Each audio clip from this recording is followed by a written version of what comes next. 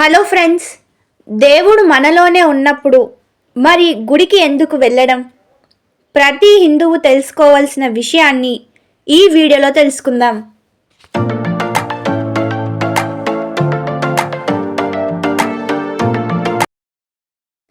దేవుడు అన్ని చోట్ల అంతటా ఉన్నప్పుడు మరి ప్రత్యేకించి దేవాలయాలకు వెళ్ళడం అవసరమా?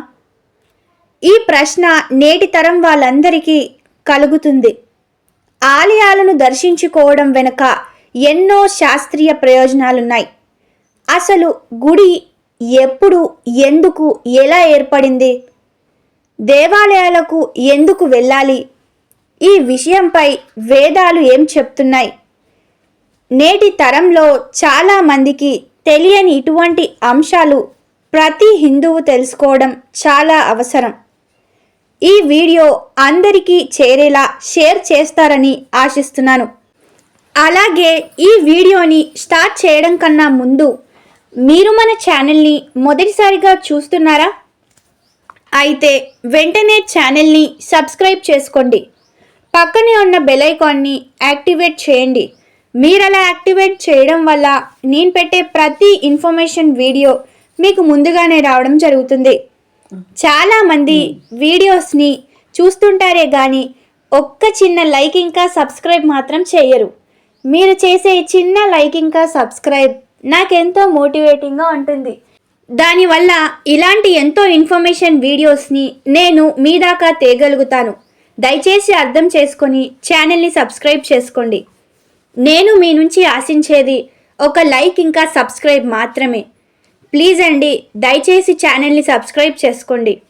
అలాగే ఈ ఇన్ఫర్మేషన్ వీడియోని మీ ఫ్రెండ్స్ అండ్ ఫ్యామిలీకి తప్పకుండా షేర్ చేయండి. ఇక ఏమాత్రం ఆలస్యం లేకుండా వీడియోలోకి వెళ్దాం. మన దేశంలో చిన్న పెద్ద ఆలయాలు చూసుకుంటే వేలాది సంఖ్యలో ఉంటాయి. అయితే అవన్నీ వైదిక దేవాలయ పరిగణలోకి రావు. నియమాలను పాటించి నిర్దిష్టగా నిర్మించిన ఆలయాలను మాత్రమే గురువులు పరిజ్ఞానిస్తారు. అటువంటివే అత్యంత ప్రసిద్ధి చెందాయి. ఇతర దేవాలయాలు కూడా పవిత్ర ప్రదేశాలే, కానీ కొన్ని ఆలయాలు మరింత పునీతమైన స్థల మహత్వాన్ని సంతరించుకున్నాయి. భూమిలో మహత్తరమైన ఆకర్షణ శక్తి తరంగాలు ఎక్కడ ప్రసరిస్తూ ఉంటాయో అక్కడ ఆలయాలని నిర్మించాలి.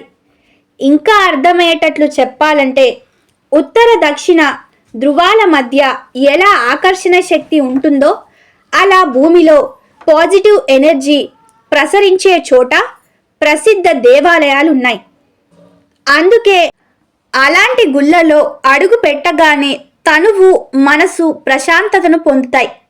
దేవాలయ గర్భగృహంలో ఉత్కృష్టమైన ఆకర్షణ తరంగాలు కేంద్రీకృతమైన చోట, మూల విరాట్ను నిలిపిన ప్రదేశంలో వేద మంత్రాలు రాసిన రాగి రేకును నిశ్శబ్దం చేసి ఉంచుతారు.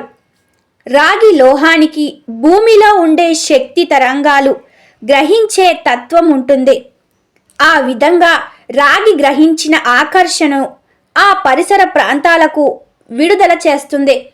అందువల్ల రోజు గుడికి వెళ్ళి మూల విరాట్ను ఉన్న గర్భగుడి చుట్టూ ప్రదక్షిణ చేసే అలవాటు ఉన్న వారికి ఆ తరంగాలు సోకి అవి శరీరంలోకి ప్రవహిస్తాయి. ఎప్పుడో ఒకసారి ఆలయానికి వెళ్ళే వారిలో ఆ శక్తి సోకినా గమనించదగ్గ తేడా ఉండదు.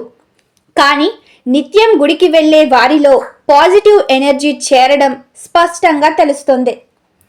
ఇక గర్భగుడి మూడు వైపులా పూర్తిగా మూసి ఉండి ఒక వైపు మాత్రమే తెరిచి ఉంటుంది. అందువల్ల గర్భాలయంలో ముఖద్వారం దగ్గర పాజిటివ్ ఎనర్జీ కేంద్రీకృతమై మరీ అధికంగా ఉంటుంది. గర్భగుడిలో వెలిగించే దీపం ఉత్పత్తి చేసే శక్తి కూడా చెప్పుకోదగినదే. ఆలయాలలో గంటలు మోగిస్తారు, వేద మంత్రాలు పఠిస్తారు, భక్తి గీతాలు పాడుతారు. ఈ మధుర ధ్వనులు కూడా అలౌకిక శక్తిని సమకూరుస్తాయి. గుడిలో దేవుడికి సమర్పించే పుష్పాలు, కర్పూర హారతి, అగరు ఒత్తులు, గంధం, పసుపు, కుంకుమల నుంచి వచ్చే పరిమళాలు శరీరంలో రసాయన చర్య జరపడం వల్ల శక్తి విడుదలవుతుంది. మూల విరాట్ను ప్రతిష్ఠించిన ప్రదేశం నుండి విడుదలయ్యే మహత్తర శక్తి తరంగాలకు గుడి గంటలు, మంత్రఘోష, పూల పరిమళాలు, కర్పూర అగరువత్తులు, గంధం, పసుపు, కుంకుమల నుండి వచ్చే అపూర్వమైన సుగంధం, తీర్థ ప్రసాదాలలో ఉండే ఔషధ గుణాలు అన్నీ కలిసి ఎనలేని మేలు జరుగుతుంది. గుడిలో దేవుడికి కొబ్బరికాయ, అరటి పళ్ళు నైవేద్యంగా పెడతారు. ఆ కొబ్బరికాయని, అరటి పళ్ళను భక్తులకు ప్రసాదంగా ఇస్తారు. వీటిని సేవించడం వల్ల శరీరంలోకి అవసరమైన అనేక ఔషధాలు అందుతాయి. తీర్థంలో పచ్చ కర్పూరం, యాలకులు, సాంబ్రాణి తైలము, తులసి పత్రాలు, లవంగాలు మొదలైనవి కలుపుతారు. ఆయా పదార్థాలని ఔషధ గుణాలు కలిగినవే. అలా గుడిలోకి వెళ్ళిన వారు సేవించే తీర్థం ఎంతో మేలు చేస్తుంది, రక్తాన్ని శుద్ధి చేస్తుంది. ఇప్పుడు చాలామంది పాటించడం లేదు, కానీ పూర్వం ఆలయంలోకి వెళ్ళినప్పుడు పురుషులు చొక్కా లేకుండా వెళ్ళేవారు. దాంతో ఆలయ ప్రాంగణంలో ఉండే శక్తి తరంగాలు వేగంగా పురుషుల శరీరంలోకి ప్రవహిస్తాయి. స్త్రీలు నగలు ధరించి వెళ్ళేవారు. లోహానికి శక్తి తరంగాలను త్వరితంగా గ్రహించే శక్తి ఉంటుంది. ఆ విధంగా స్త్రీ పురుషులిద్దరికీ ప్రయోజనం కలుగుతుంది. భక్తులు గుడిలోకి వెళ్ళి దేవుణ్ణి దర్శించుకుంటున్న సమయంలో గర్భగుడిలో దీపం వెలుగుతుంది. కర్పూర హారతి వెలిగిస్తారు.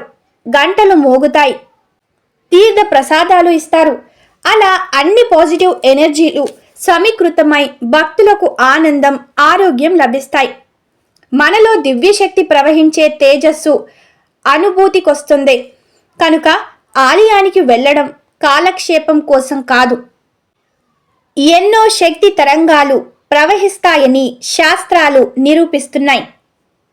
ఇక ఇప్పుడు మీకు అర్థమయ్యే ఉంటుంది గుడికి మనం ఎందుకు వెళ్ళాలో అన్న విషయాన్ని తెలుసుకున్నారనే భావిస్తున్నాను. అలాగే ఈ వీడియో మీకెలా అనిపించిందో కామెంట్ బాక్స్లో కామెంట్ చేయడం మాత్రం మర్చిపోకండి. ఇక ఈ వీడియోని చివరి వరకు చేసిన ప్రతి ఒక్కరికి thank you for watching this video.